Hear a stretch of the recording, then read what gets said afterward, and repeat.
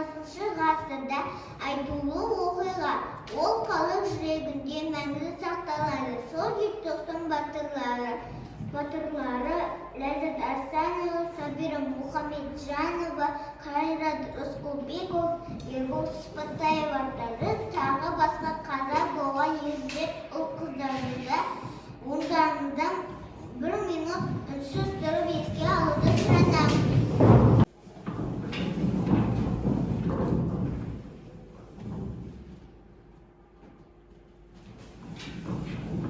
Бірқатып өткен бұл халқымның бір дәуір сынды жыл болды ұлы. Желтоқсан таңы жатырап қайта ғасырдың бүгін нұрланы күні. Желтоқсан таңы дірілдеп тұрған жүректер жолын пенізір ақ құстай оңан самап алаңға шықты жігіт қыздар.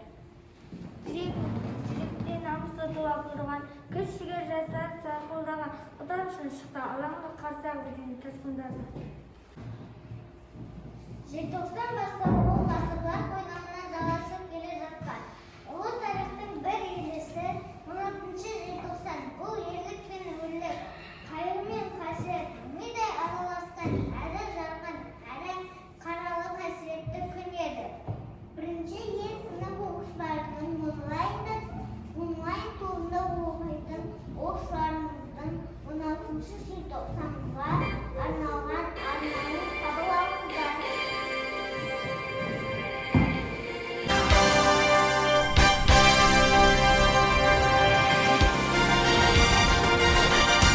Атам менің ашық болған деуші еді. Шүкір Алла көргенім жоқ мен соны. Кер нанға зәру болған кезекпін. Мен туғанда біткен екен мен соны. Атам мені соғыста алып есіне. Сөйлеуші еді қаш ұшқынға көшке. Соғыс қызық екен ғой деп отырамын. Ұзақ қарам орден толып төсіне. Құдай жол деп атпан салған уақытта атам ескап терең ойға батыпты. Есіне алып тек Алладан қорқатын қазіргі ұрпақ дедім еткен бақытты. Атам маған мұңын айтты бұрынғы, соның бірін көрмей өскен буын Нұрсұлтан Назарбаевтың тұсында тәуелсіздік алған соң туылдым. Ерде атам ертеңме септек, өстебеді елбасыға елік деп, өйткені біз қазақпыз, тізгі ұстаған дәл осындай күндан саған елік деп. Нұр атамыз шекараны бүтін қылып, бұдалығына құтылды. Естігенде естілігін атамның ешқашанда көрген жоқпын шүкірлік. Қазықты елге сыйлады, бейбітшілікті қалады, орындалып арманы халқымызда ажарлы. Осының бәрі әрине елбасының арқасы. Ынтымақтың арасына бөлінген мемлекеттің күш ілгері көпейілді. Бөлінбей жүрген елдеріме не болмақ құлап кетпей ме деп төбемнен. Тарихтағы ең бақытты ұрпақпын. Көк байрақтың саясында көгерген. Байлықта да шек жоқ, сірә мендегі. Ту елтаңба мемлекеттің кең жері. Елбасының елге арнаған сыйлығы, ең әдемі елордан бар жердегі. Соның бәрі ел басқарған елменен, соған ерген еркін елдің еңбегі. Менің елім әлемнің ақбарысы. Елбасы еркін елдің намысы, тарихта ең бақытты ұрпақпын. Дүниенің дүр сілкілткен дауысы.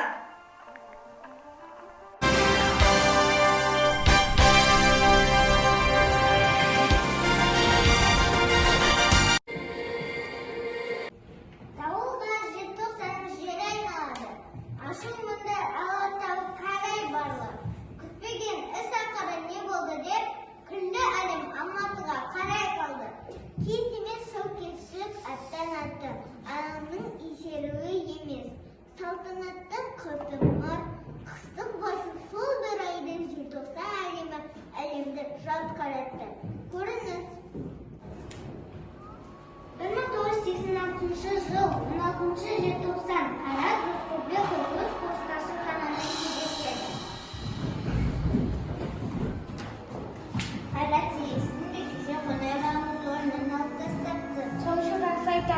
Hayatım ne istedin?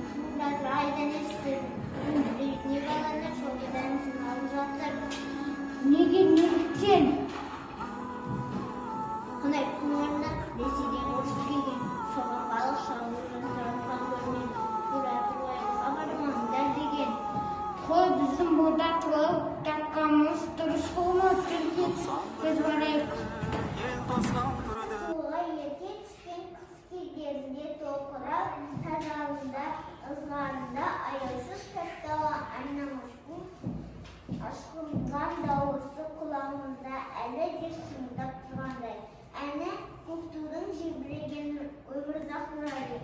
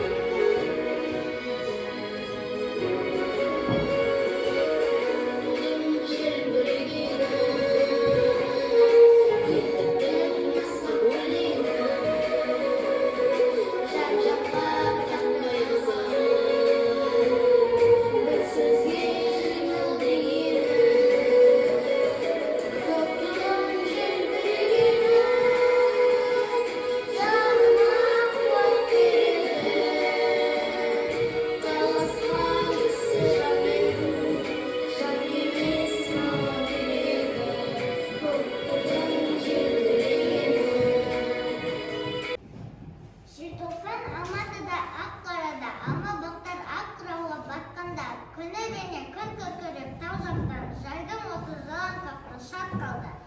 Аппақ қала, ол тоба, найзағайлар қаржалап, тұз өтеді, бұлтты етіп, бозайды, бұл шынарлар, бұйдағанға, ұқса жетін ботаға. Кім көріпті о заманда, бұл заман найзағайды көк аязды құлаған, кеуделеді, үрей бір болса шынағы аман, нағылан дін аман. Алаңда жастар бейбіт жайбырақат, құлдарына каждому народу своего вождя. Қазақ елден еркіндік аңсаған деген транспаранттар бар. Қазақстан жаса деген дауыстар естіледі.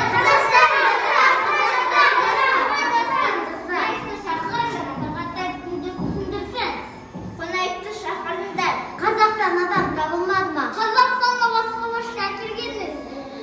Қат білеміз, айтамын, шашын отырмыз. Давай!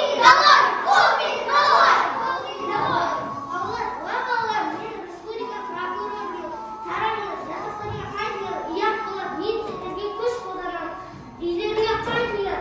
Гербаеровка, шығып сайын моей команды, разведите операция. Қоян, немелерді разогнать экстремистов и хулиганов.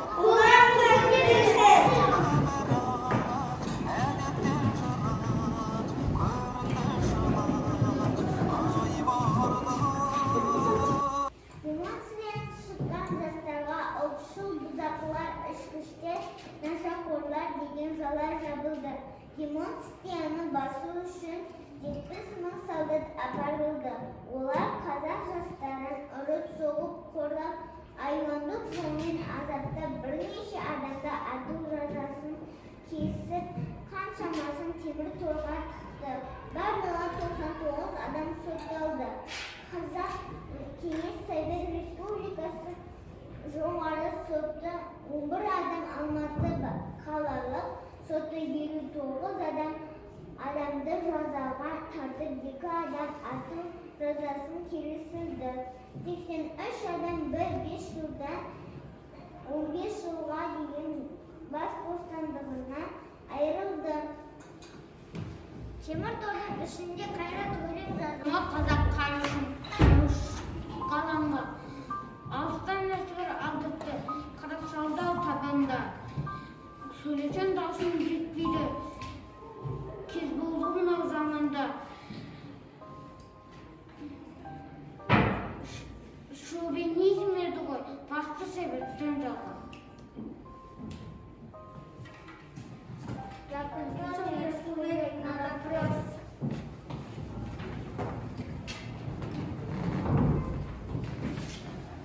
Айтты Рысқұлбек, халық жасақ Советке сен бе өлтірген? Мен өлтірген жоқпын. Сен өлтірген кінәні өз мойныңа ал. Маған өтірік жала жаппаңдар. Алып кетіңдер бәрін. Мұңайсың деп өлеңден басын.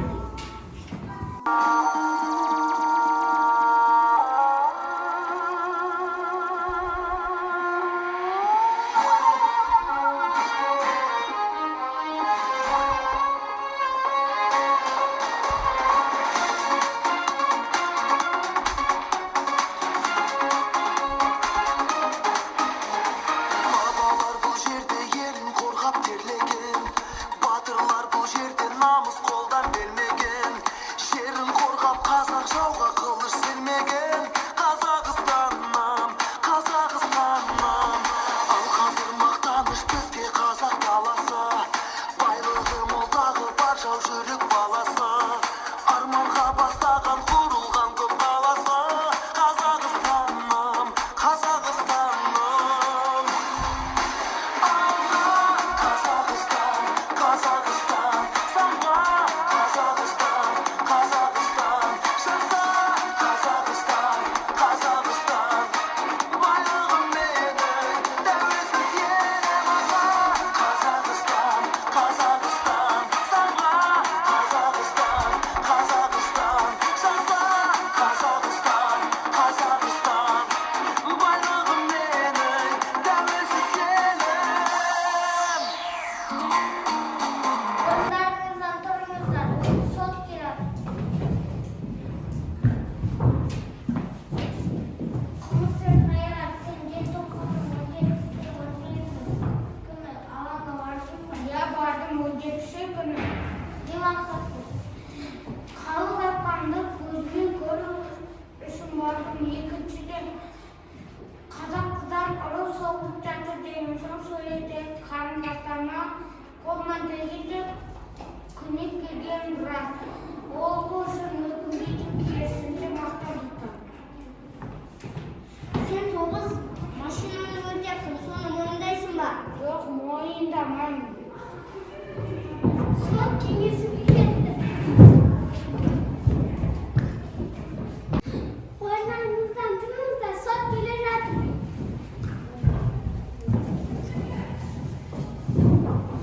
Жоғарғы сот үкімет еді. Қылмыскер Қайрат Рысқұлбеков Советскийдің өліміне байланысты және 9 автомашинаны өртеп, 152 автомашинаны зақымдап, 326 милиционер мен 196 әскер жаралап, ауруханаға түсуіне қатысты деп тауып, ату жазасына үкім шығарды.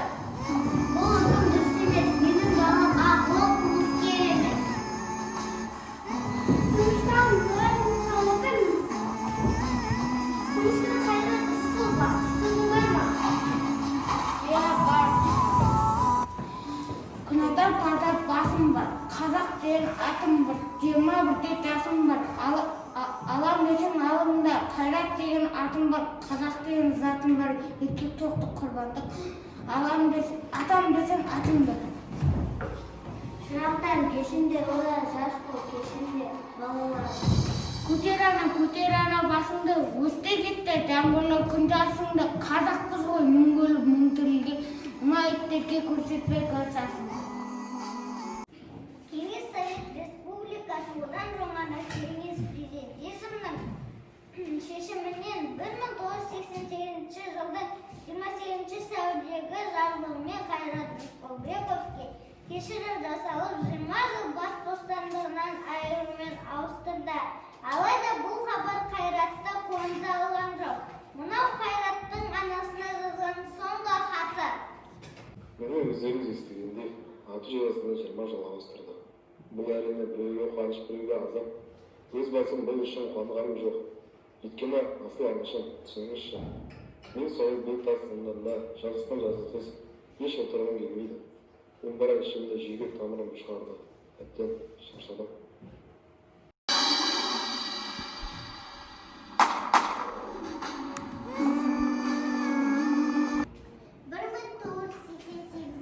жылы 21 мамырда Семей қаласында түрменің 21 камерасында Қайрат 21 жасында өз-өзін өлтірді деген атпен құпия түрде қаза тапты.